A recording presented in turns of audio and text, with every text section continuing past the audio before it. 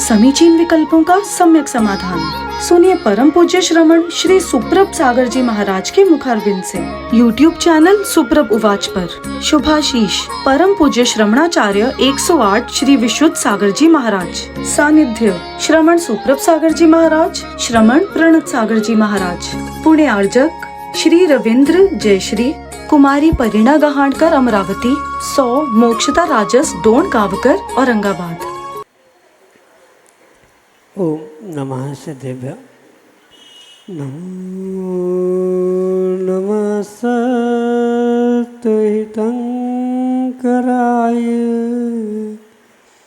वीराय भव्याम्बुजभास्कराय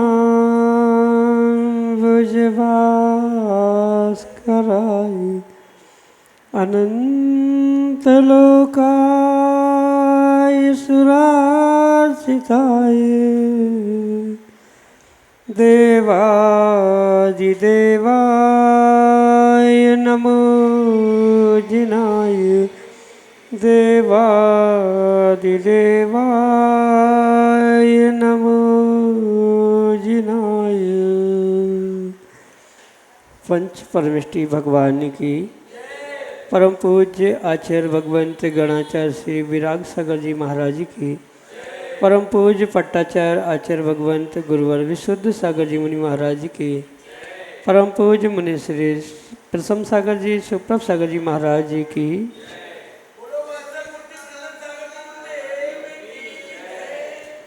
अनंत विकल्प, अनंत संसार और उस अनंत संसार में अनंत दुखों को अनादिकाल से मात्र मन की विकल्पता के कारण जीव ने प्राप्त किया। लेकिन जो जीव पुण्योदय से अपने मन के उठते विकल्पों को समीचीनता प्रदान करते हैं और उसका सम्यक रूप से समाधान किसी निर्ग्रंथ गुरु से प्राप्त कर लेते, निश्चित ही उनके वह विकल्प अनंत सुख का साधन बन जाते हैं। परम पूज्य आचार्य भगवंत गुरुवर विशुद्ध सागर जी महाराज के मंगल सुभाषित से परम पूज्य मुनि श्री सुप्रभ सागर जी महाराज द्वारा प्रदत्त आत्मकल्याण की वह अनूठी विधा समीचीन विकल्पों का सम्यक समाधान प्रारंभ करते हैं। और आज के पहले विकल्प के लिए छिंदवाड़ा मध्य प्रदेश से हर्षल बड़जात्या महाराज जी के चरणों में बारंबार नमोस्तु निवेदित करते हुए अपना समीचीन प्रश्न रख रहे हैं कि महाराज जी 64 रिद्धि क्या होती है और इसका जाप करने का क्या प्रभाव होता है। हमारे समीचीन विकल्प का सम्यक समाधान करने की कृपा करें। नमोस्तु नमोस्तु। ओम नमः सिद्धम। परम पूज्य आचार्य भगवान गुरुवर विशुद्ध सागर जी महाराज की, परम पूज्य श्रमण मुनि प्रशम सागर जी महाराज की, परम पूज्य मुनि श्री सुप्रभ सागर जी महाराज की। जो निर्ग्रंथ मुनिराज विशेष तपस्याओं को प्राप्त करते, जिनके माध्यम से उन्हें जो विशेष उपलब्धि प्राप्त होती है, उन्हें आगम्य आचार्य भगवंतों ने रिद्धि कहा है। जैसे मंत्रों के द्वारा सिद्धियां होती है, मंत्र सिद्ध होने पर कुछ विशेष कार्य जीव के माध्यम से किए जाते हैं, ऐसे ही जो निर्ग्रंथ मुनिराज विशेष तपस्या करते हैं, उन तपस्याओं के माध्यम से कुछ अनहोनी कार्य जो सामान्य मुनिराजों को, सामान्य श्रावकों को, सामान्य इंसानों को पॉसिबल नहीं होते हैं, ऐसे कार्य उनके माध्यम से घटित होते हैं, जिन्हें रिद्धियाँ कहा जाता है। जैसे जो मकड़ी का जाला, मकड़ी के जाले के एक तंतु होते हैं, उस पर भी मुनिराज चल जाए तो भी वह मकड़ी का जाला टूटता नहीं है। जैसे ज़मीन पर चलते हैं, वैसे ही पानी की सतह पर बिना पैर डूबे ऊपर ही ऊपर उनका गमन होता है। पैरों को मोड़े बिना ही आकाश मार्ग से उनका गमन होता है। वे बैठे कहीं है पर उनका शरीर विक्रिया रिद्धि के माध्यम से उनके हाथ पांव या शरीर अनेक प्रकार की आकृति धारण करते हुए किसी का दुख संकट आदि दूर कर सकता है। तो ये जो विशेष उपलब्धि, विशेष अचीवमेंट उन्होंने तपस्याओं के माध्यम से प्राप्त की है, उन्हें रिद्धियाँ कहा जाता है, और जो कि संख्या में 64 होती है, 64 होती है, इसलिए उन्हें 64 रिद्धि ऐसा कहा जाता है।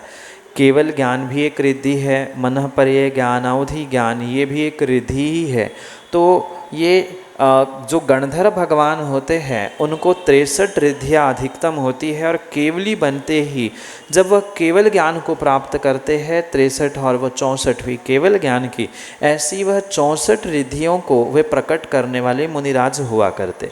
और स्वाभाविक सी बात है, उनका नामस्मरण करने से, उनका जाप आदि करने से भविष्य में हमें वैसी रिद्धियाँ प्रकट होने की संभावना है, और भविष्य में उन रिद्धियों को प्रकट कर पाए ना कर पाए, पर वर्तमान में उन रिद्धिधारी मुनिराजों के उन रिद्धि के स्मरण के साथ साथ रिद्धि मंत्रों की गुरु आज्ञापूर्वक आराधना करने से उस रिद्धि की नहीं, पर वर्तमान में कुछ न कुछ जीवन में सिद्धि, पुण्य आदि विशेष रूप से अवश्य ही प्राप्त होता है। जो जिस प्रकार की रिद्धि है, इन 64 रिद्धि में भी 7 प्रकार की रिद्धि, बुद्धि रिद्धि, विक्रिया रिद्धि, बल रिद्धि आदि 7 भेद किए हैं। तो जैसे रिद्धि का प्रकार है, वैसे उस कार्य में वर्तमान जीवन में भी सिद्धि मिल सकती है, और भविष्य में कभी मुनिराज बन के साधना तपस्या करेंगे तो हो सकता है वह रिद्धि भी आपको निर्मल तपस्या के कारण से प्राप्त होने की संभावना है। यही आपके लिए सम्यक समझ। डॉक्टर प्रीति चैतन्य आगरेकर, नागपुर, महाराष्ट्र से अगले समीचीन विकल्प। नमोस्तु गुरुदेव। आज जैन विश्वविज्ञान कई बातों के विषय में हमें अवगत करा रहा है, मात्र इस तंत्रज्ञान के युग में, वैज्ञानिक युग में युवा वर्ग जैन विश्वविज्ञान पर कई बार प्रश्न चिन्ह उठाते हैं, क्योंकि वैज्ञानिक के हर एक चीज़ को प्रूफ के रूप में सामने रखा जाता है, लेकिन जैन विश्वविज्ञान जो सिर्फ आगम के रूप में हमें है, हमारे सामने है। तो इस समय में उन्हें किस प्रकार हम समाधान दे सकते हैं, कृपया हमें बताएं। नमोस्तु गुरुदेव। माँ, वर्तमान के विज्ञान युग में उन वैज्ञानिक आधुनिक सोच को लेकर जीने वाले युवाओं को हमारे वीतराग विज्ञान की ओर आकृष्ट करने के लिए प्रौढ़ों को और उन युवाओं के माँ बापों को विशेष अपनी प्रयास या अपनी सोच रूप पुरुषार्थ करने की विशेष आवश्यक, क्योंकि ऐसा नहीं है कि मात्र ये बाहर का विज्ञान, साइंस, फिजिक्स, केमिस्ट्री यही आपको प्रैक्टिकल बता रहे हैं। हमारे वीतराग विज्ञान के पास भी बहुत सारे प्रैक्टिकल डेमोज है, जिसके माध्यम से ये जैन विश्व विज्ञान को, भूगोल को और भी बहुत सारे रासायनिक फार्मूलाज को हम उनके सामने पुट कर सकते हैं, बता सकते हैं। और यही प्रयास अभी जो समय सार उपासक साधना संस्कार शिविर हुआ था पर्युषण में, उसमें सुबह, दोपहर और शाम तीनों समय इस वीतराग विज्ञानता की ही विशेषता के माध्यम से वर्तमान का विज्ञान मात्र झूठे फॉर्मूलेज और झूठी एक क्या मॉडल बनाते हुए कैसी अपनी बात रख रहा है, और उसके कॉन्ट्रास्ट, उसके वर्सेस हमारा विश्व विज्ञान जो जैनोलॉजी का है, वीतराग विज्ञान जिसे कहा जा सकता है, वो कितना बेशकीमती है। उसको बिल्कुल छोटे छोटे वीडियो, छोटे छोटे मॉडल्स और लॉजिक के माध्यम से ही समझाने का प्रयास किया था। पर समस्या यही है, ना उन दिनों में बच्चों को समय मिलता है, ना माँ बाप को भी अपने घर गृहस्थी से समय मिलता है।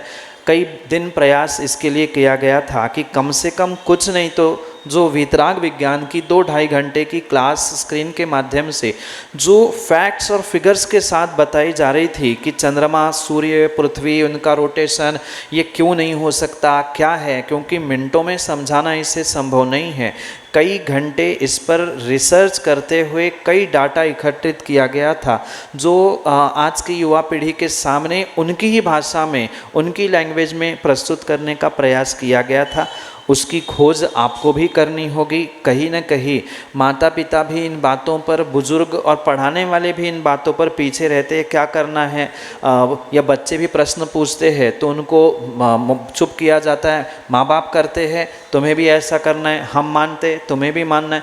जब बुज़ुर्गों को ही नहीं पता है तो बच्चों को हम क्या खाक समझा पाएंगे। पहले उनको भी उसके विषय में समझना होगा कि वास्तव में हमारा वीतराग विज्ञान क्या है।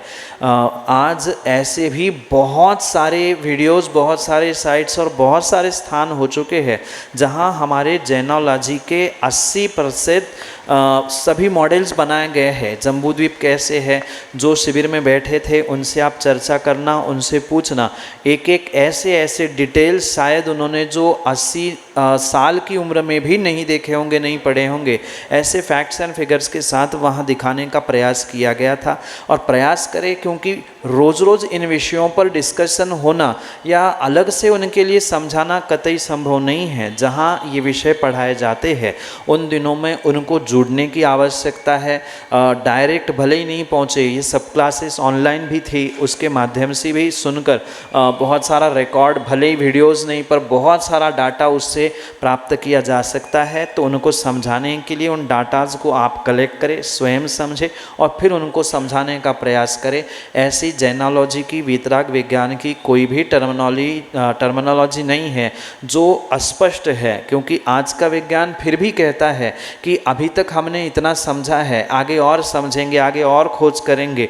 पर हमारा वीतराग विज्ञान, हमारी जैनोलॉजी कहती है जो है सो है, ऐसा है, ऐसा ही था और ऐसा ही रहेगा। तो हमें उनकी ही भाषा में लॉजिकली सब बातों को पहले समझना होगा और फिर उनको समझाना होगा। तो उनको ये जैन विश्व विज्ञान, जिसे वीतराग विज्ञान भी कहा जा सकता है, जैनिस्टिक साइंस भी कहा जा सकता है। लगातार शुरू में भी जब पर्युषण के पूर्व चातुर्मास में सुबह भी लगभग आधा पौन घंटा युवाओं के लिए अलग से क्लास लगाई जाती थी, पर 20-15 लोग ही वहाँ पहुँच पाते थे, क्योंकि आलस हो, माता पिता की प्रमाद, उनकी बच्चों के प्रमाद, बहुत सारी बातें वहाँ पे थी। वहाँ भी बिल्कुल यही प्रैक्टिकली और लॉजिकली उनकी भाषा में उनको समझाने का प्रयास किया जाता था। पर आलस और प्रमाद जहाँ आता है वहाँ पुनः पुनः ये समझाना संभव नहीं, क्योंकि पढ़ाने वाले ने भी कितनी तैयारी और कितनी मेहनत करके डाटा इकट्ठा किया है, ये समझते हुए उन्हें पुनः रिपीट करना संभव नहीं है। आप ऑनलाइन अगर कहीं यूट्यूब आदि के माध्यम से इन सभी शिविर आदि के डाटास को कलेक्ट करें, स्वयं समझे और उनको उनकी ही भाषा में समझाने का प्रयास करें, वे पक्का है। जैसे विज्ञान के एजम्पशंस को हैमरिंग करने के बाद वे मान रहे हैं, ऐसे आप बार बार स्वयं पढ़े, प्रैक्टिकल, लॉजिकल, उन्हें सब कुछ बातें समझाए, वे अपनी जैनोलॉजी भी वीतराग विज्ञान, जैनिस्टिक साइंस एक्सेप्ट करेंगे। यही आपके लिए सम्यक समझ। वीरनगर नागपुर महाराष्ट्र से अनीस नकाते अगले समीचीन विकल्प करें। जी महाराज जी, हम समाधि मरण का क्या महत्व है, और अगर कोई जो धार्मिक व्यक्ति है जिसने ज़िंदगी भर धार्मिक क्रियाएं किया और उसका अंतिम समय में किसी कारणवश समाधि मरण नहीं हुआ, एक ये सिनेरियो, उसका अपोजिट कि अगर जो मिथ्या दृष्टि है उसका अगर किसी कारणवश समाधि मरण होता है, तो दोनों में क्या अंतर है और महत्व? हमारे जैनोलॉजी में मात्र जीवन जीने की नहीं अपितु मरने की भी कला बताए, और मरने की कला का ही नाम है समाधि मरण। मात्र मरना समाधि मरण नहीं है, मरने के पूर्व 12 वर्ष तक मैं कैसे मरूंगा, कैसे अपने मरण को अच्छा करूं, इसकी जो तैयारी है, यही संलेखना रूप समाधि मरण को देने वाली श्रेष्ठ साधना मनुष्य पर्याय के रूप में स्वीकार की जाती। और ये सीधा सा गणित है कि जिसकी मृत्यु जितनी अच्छी होगी उसका आने वाला भविष्य का पर्याय का जो परिणमन है, अवस्था विशेष है, पर्याय विशेष है, वह स्वाभाविक रूप से अच्छी ही होगी। और इसीलिए ये पुनः पुनः प्रेरित किया जाता है कि कम से कम मनुष्य बने, जैन कुल में आए हैं तो प्रत्येक इंसान को जीवन भर साधना कर पाए ना कर पाए, पर जीवन के अंतिम समय में 12 वर्ष और 12 वर्ष भी नहीं हो पाए, कम से कम जब होश आए तब अंतिम समय तक अगर वह संलेखना पूर्वक समाधि मरण धारण करता है तो उसका दीर्घ संसार भी कम होता है। आचार्य भगवंतों ने स्पष्ट लिखा है, अगर एक मुनिराज सच्चे विधि पूर्वक समाधि मरण करते हैं तो 2-3 भव में उनका मोक्ष होना नियत है। इवन श्रावक भी समाधि मरण को विधि पूर्वक प्राप्त करता है तो वो भी 7-8 भवों का उल्लंघन नहीं करता, मतलब 7वें-8वें भव के अंदर कहीं न कहीं वो भी निर्वाण को, मोक्ष को प्राप्त करता है। इसलिए इतनी विशेष महिमा इस समाधि मरण की लिखी है। पर विधि पूर्वक तपस्या साधना क्रम क्रम से शरीर भोजन कषाय आदि का त्याग करते हुए कृष करना, अपने आप को मरण के सन्मुख ले जाना, यही समाधि मरण की विधि है। रही बात जिसने जीवन भर साधना की तपस्या की पर अगर उसका अंतिम समय बिगड़ा है, ज़रूरी नहीं है उसके जीवन भर की साधना उसके लिए कार्यकारी बन ही जाए। और ऐसा भी नहीं है कि बन ही नहीं सकती, क्योंकि जीव ने आयु का बंध कब किया है इस पर भी डिपेंड करता है। पर ये पक्का है कि अगर कोई जीव जीवन भर साधना नहीं कर पाए पर आखिरी के 2-4 दिन 2-4 घंटे भी गुरु का सानिध्य प्राप्त करते हुए समाधि मरण कर लेता है तो उसका भी भव, उसका भी आगे वाला गतियों का परिणमन, आयु आदि आदि वहाँ पर कुछ अंशों में बहुत हद तक बदलने की बिल्कुल संभावना है।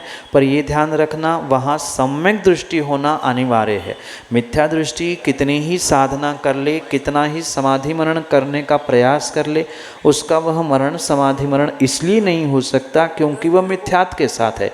उससे सच्चे देवशास्त्र गुरु, और सच्चे देवशास्त्र गुरु ही नहीं, अपने आत्मा पर ही जब विश्वास नहीं है, जीव द्रव्य पे विश्वास नहीं है, तो समाधि मरण करने का कोई फल प्राप्त नहीं होगा। मिथ्या दृष्टि का इसीलिए बाल बाल या बाल मरण कहा जाता है। और जो सम्यक दृष्टि है वह समाधि के साथ मरण करता है, मुनिराज बन के करता है तो वह पंडित मरण है। और मुनिराज नहीं भी मन पाए, श्रावक या श्राविका अवस्था में भी समाधि मरण करता है तो वह भी पंडित बाल मरण, बाल पंडित मरण आदि रूप उसकी अवस्था विशेष की अपेक्षा से समझा जा सकता है। यही आपके लिए सम्यक समझ। नागपुर महाराष्ट्र से लाजवंती ठकरानी अगले समीचीन विकल्प के लिए। महाराज नमस्ते। जब हम भगवत प्राप्ति नहीं कर सकते, बार बार मनुष्य जीव में जन्म लेकर आते हैं और नए कर्म बना के चले जाते हैं और अपने और कर्म भारी कर लेते हैं और हम उस ईश्वर को जो मिलने के लिए हम आते हैं ईश्वर से मिल नहीं पाते हैं, तो हम बार बार जन्म लेके क्यों आते हैं फिर यहाँ? माँ, ऐसा नहीं है कि हमें भगवान की प्राप्ति, ईश्वर की प्राप्ति नहीं हो सकती। अगर सही मायने में एक इंसान वर्तमान में भी इंसान बनने का प्रयास कर ले और उसी इंसानियत के माध्यम से जो पुराने पाप कर्म, गलत कार्य किए हैं उसको नष्ट करने का प्रयास करेगा तो आने वाले समय में यही इंसान एक दिन भगवान भी बन सकता है। इसमें कोई किंतु परंतु नहीं है। ठीक है, सभी धर्मों की मान्यताएं अलग है। कोई परमात्माओं में मिलने की बात करता है, कोई परमात्मा बनने की बात करता है, पर अल्टीमेटली दोनों का जो कहने का तरीका भले ही अलग हो पर अल्टीमेटली दोनों का उद्देश्य एक ही है, भगवत्ता स्वयं प्राप्त कर ले या भगवान से मिल जाना। ये कतई किसी प्रकार से इम्पॉसिबल नहीं है। कुछ ऐसे कार्य होते हैं जो कठोर होते हैं, कष्ट साध्य होते, यानी बहुत मेहनत करने पे मिलते। ये इंसान पर्याय, मनुष्य पर्याय मात्र और मात्र इसीलिए मिली है कि आप पिछले कर्मों को धोए और अगले पर्व नेक करते हुए अपने आने वाले समय में भगवान बनने का प्रयास करें, क्योंकि अन्य किसी भी गति से भगवान बना नहीं जा सकता। एकमात्र मनुष्य पर्याय से ही भगवत्ता प्राप्त हो सकती है या भगवान से मिला जा सकता है। इसलिए आप वर्तमान में जितने नेक कर्म करेंगे, दूसरों को दया, करुणा, अहिंसा का पालन करेंगे, जितना विवेक पूर्वक हिंसा से रहित होने का प्रयास करेंगे उतने ही आपके पिछले पाप कर्म नष्ट होंगे, और पाप कर्म नष्ट होंगे वर्तमान में आप प्रभु की, गुरु की जो भक्ति कर रहे हैं, नए पुण्य कर्म भी बांध रहे हैं, भावना प्रतिदिन भा रहे हैं कि मुझे भी प्रभु से मिलना है, मैं भी प्रभु बन जाऊं, मैं भी ईश्वर बन जाऊं, तो एक दिन पक्का यही इंसान बन के, मनुष्य बन के आप भी भगवान को मिल सकते हैं, भगवान स्वयं से स्वयं में प्रकट भी कर सकते हैं। पर ये सोचने की आवश्यकता नहीं, पुनः पुनः जन्म इसीलिए हमें मनुष्य पर्याय का मिल रहा है कि जितना बैकलॉग, मतलब जितना पीछे पाप करके आए हैं आज धो लो, अभी धो लो, और पुनः कभी आप धुले धुलाए मन के साथ, धुले धुलाए इस पर्याय में प्राप्त करके हुए भगवत्ता को, ईश्वर को प्राप्त कर सकते हैं। यही पुनः पुनः जताने के लिए ही शायद मनुष्य पर्याय मिल रही है। इसका हम खेद ना करें, दुख ना मनाएं, हम खुशियाँ मनाएं कि हमें पाप धोने के लिए ये भगवान ने, ये भगवान की आकृति रूप मनुष्य पर्याय दी है। इसलिए हम पुनः पुरुषार्थ करें, मेहनत करें, और इंसान से इंसान बनते हुए इंसान से भगवान बनने का प्रयास ऐसे ही जारी रखें। एक दिन हम भी भगवान बन सकते हैं। यही आपके लिए सम्यक समझ। नागपुर महाराष्ट्र से बाहुबली लाड़ अगले समीचीन विकल्प। नमोस्तु महाराज जी, इच्छा भी महाराज जी। महाराज जी, अपना नियम 7 बजे का रात्रि भोजन त्याग का नियम है, 7 बजे तक का, लेकिन ऐसा चलता है क्या? तो पानी और चाय वगैरह ले सकते हैं क्या? पहली बात तो ये स्पष्ट समझे, भोजन एक प्रकार का नहीं, 4 प्रकार का है। खाद्य, स्वाद्य, लेय और पेय। रोटी आदि खाना ये खाद्य कहलाता है, जल, दूध, चाय ये पेय कहलाता है, स्वाद, इलायची, सुपारी आदि जो स्वाद देने वाली सामग्री है वह स्वाद्य कहलाती है, और लेय है, रबड़ी, आइसक्रीम आदि ये सब चाटने वाली चीज़ें लेह्य कहलाती।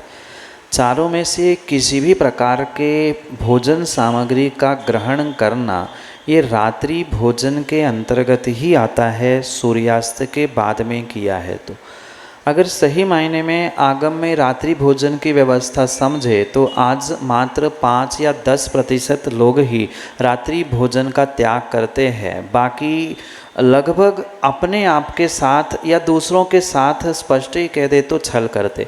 7 बजे तक, 8 बजे तक, 6:30 बजे तक, 6 बजे तक घड़ी के समय के अनुसार रात्रि के भोजन का त्याग आदि नहीं होता। चारों प्रकार के भोजन का सूर्यास्त के 48 मिनट पहले ही बराबर त्याग करना, यही आगम के परिप्रेक्ष्य में रात्रि भोजन त्याग है। ठीक है, जो कुछ नहीं कर पा रहा है वह कुछ तो करने की अपेक्षा से इस मार्ग पे लगा है, अपने आप को संतुष्ट कर रहा है, आगे मैं भविष्य में पूरा त्याग करूँगा ये संकल्प करते हुए नियम ले रहा है, तो उसका अपने आप के साथ, दुनिया के साथ छल नहीं माना जाएगा।